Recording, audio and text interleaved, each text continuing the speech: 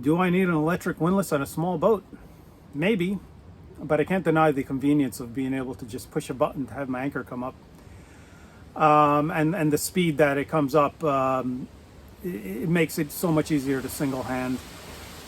Also, there are situations where having an electric windlass can actually help you kedge off of running aground, although usually I go in reverse when the many times that's happened to me. So I did acquire a windlass that does need a little bit of work, and then I'm going to be installing this from scratch. So there's a lot of considerations to be accounted for. And I'll have to work through a number of different things. So let me jump right in. And what I have here is a Lewmar windlass. Actually, it's a Simpson Lawrence Horizon, but they were bought by Lewmar quite a long time ago, so I assume it's a later model. And I did quite a bit of research finally to determine that this is a Horizon 900 Freefall. And I determined it's a 900 by the size of the motor and by other pictures I found online. So I did get this very cheap. That says $75. I actually got it for $60 because it had 20% off for the Annapolis boat show. I was there and went to Bacon Sales and found this on their shelf. It does have a few loose parts. This is the finger that goes up there. This cover goes there. There's actually a broken bolt here that I need to drill out in order for that to go on. Thrust washer, some other guides here.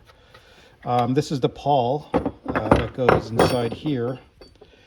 And it's missing the little spring, but I believe that's the same as the one on the Lewmar winches. So other than that, I think there's a little piece here, some sort of shaft that holds the finger up and guides the chain down. And I did look online for that, and they're well over $100, which is more than I even paid for this thing. So I'll see if I can make one. And next step was to acquire a bunch of hardware and to drill out the broken off bolt that was in that hole. But rather than try to tap a new thread, I just drilled it out larger and epoxied in a threaded rivet with West Systems epoxy. It's actually curing right now. Other than that, I acquired the spring for the pawl that I mentioned, and these are pretty universal. I think most winches use this size. Circlip to hold in the thrust washer. And here's that part of that broken off bolt that was in there. I just got a new one, same size. The final piece to this repair is, well, first I should say that the threaded rivet that I just mentioned did not hold. So I drilled all the way through and through bolted this piece, which is part of the Freefall mechanism. And then there's this piece that's missing here, as shown in this photo. So what I did was I have this tubing, 304 stainless, that I had bought for the monitor wind vane installation, and these were compression tubes. So cut a piece off of that to make a sleeve here, and then a washer and a cupped washer to make that. And here it is, all in assembled. I had to cut that to bevel it, and I'll just screw it in. And now that's screwed in, and it fits very well, pretty much just like the original one in that picture. And I did kind of glue the one washer to the cup washer with 3M 4000, and it seems to be holding pretty well. So it seems to me that a lot of people will actually remove this piece that I fabricated I'm not sure why. I suspect it might have something to do with the chain, maybe binding up on it. It might be because their setup is not correct. I don't know, but either way, I can always remove it if needed. Also, I was able to remove the studs that were kind of seized in there. I just kind of heated them with a torch and then kind of just tapped on the housing at the bottom of it, and then just put like a double nut on there, and I was able to get it off and just wire wheeled it, and it looks new. But that's pretty much it, other than maybe giving it a paint job. And paint it I did, and I used this 1-part epoxy appliance paint, which I've used other areas, such as the radar dome, and that's been very durable. So we're ready for installation. I did not have the template, so I just photocopied the bottom. That seems to be okay. I have marked off where the bulkhead for the chain locker starts. So it looks like what I'm going to have to do is, number one, remove this awful chain tensioner that I've gouged myself on numerous times. Also, the bow roller, I'm going to have to modify the position of that, because this is going to have to sit in a straight line with the bow roller. So unless I mount it on an angle, which I prefer not to do, I'm going to have to take that off and reposition it. Maybe even cut it. I'm not sure yet, but let's see how that goes once I get everything off.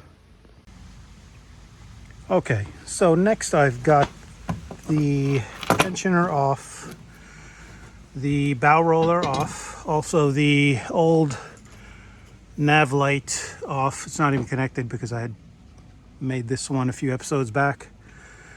And it looks like this is going to have to sit like this, sort of.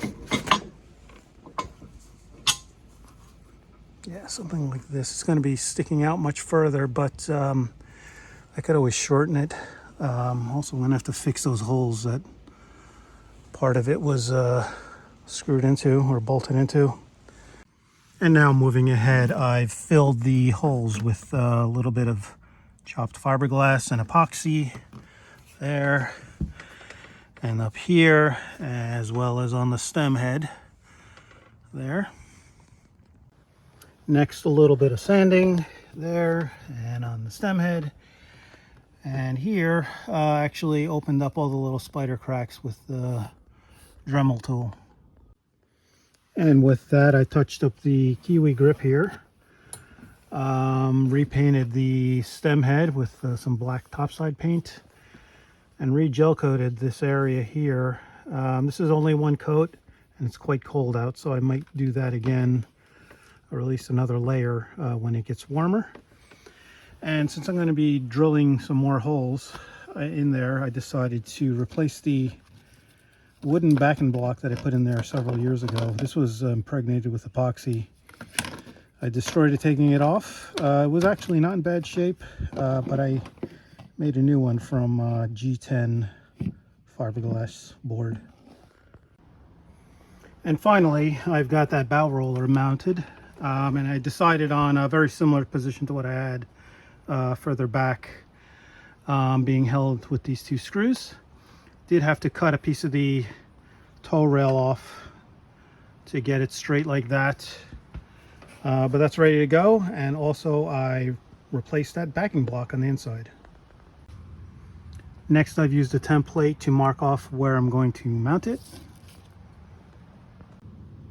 Now I've got the holes drilled and the chain opening cut open. And we had a warm day here, so I was able to work on protecting the plywood core. Opened up the bolt holes a little larger, filled with epoxy, and then drilled a smaller hole. This is the hole for the wiring, and the big hole for the chain to drop through. Coated that in epoxy and sanded it down, so that's ready to go.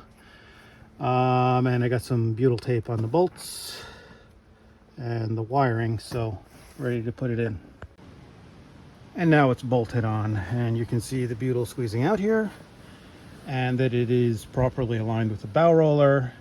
And when viewing it this way horizontally, you can see the road here from the gypsy to the bow roller is pretty much horizontal and well within the range, the maximum being a few degrees up.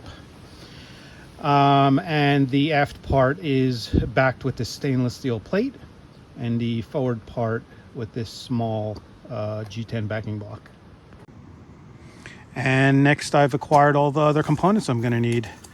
So this is the solenoid, the 70 amp breaker, and the guarded rocker switch. And all three of these components are made by Lewmar and are in fact the ones specified in the installation instructions. These are generally pretty expensive, but I wait for deals on eBay, and this was actually used.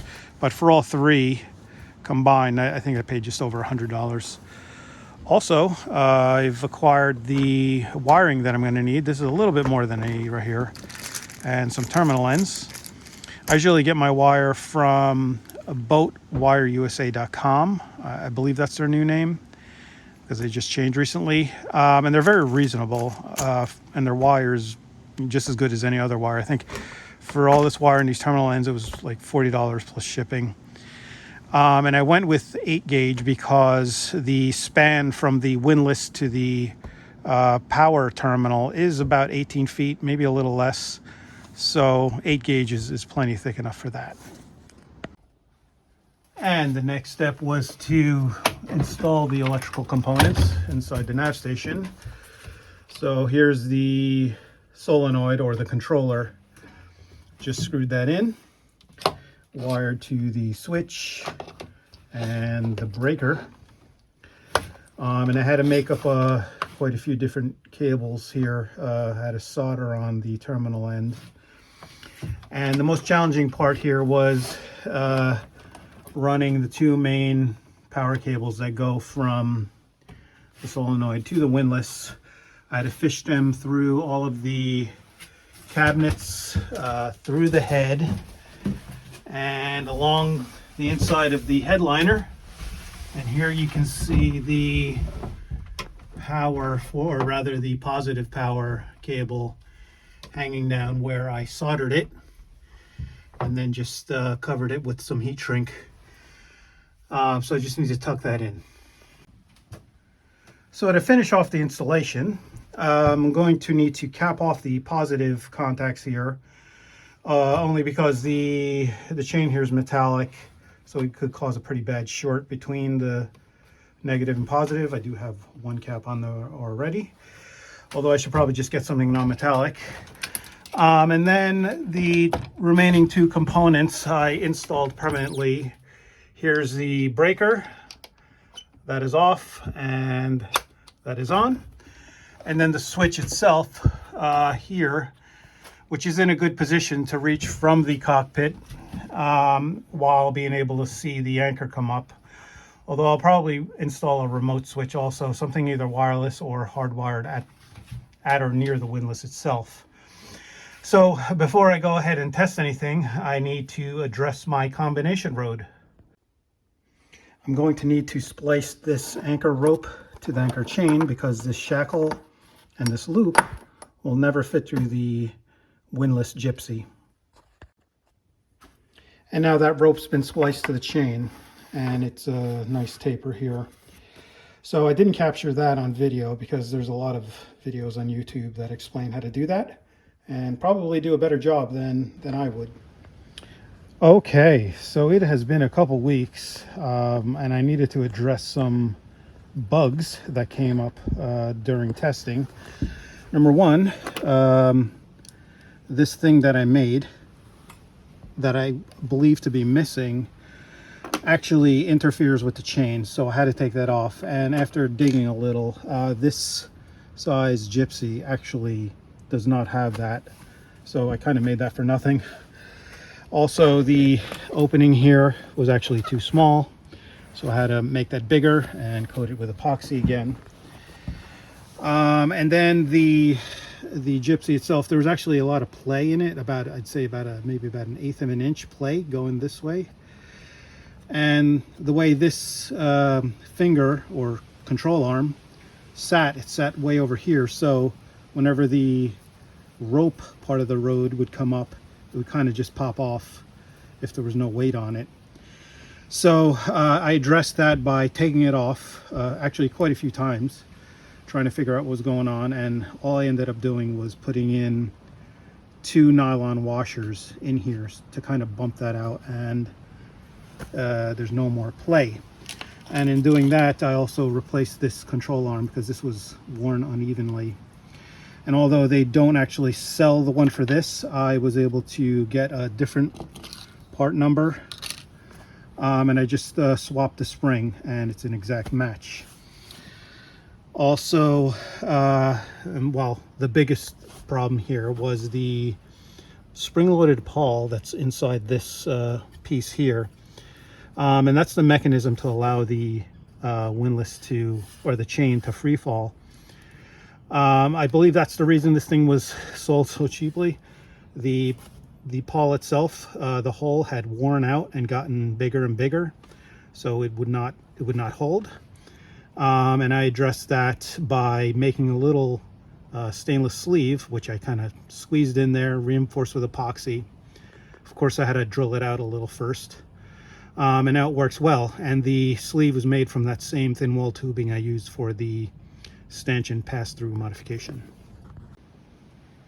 Okay, and now the moment of truth.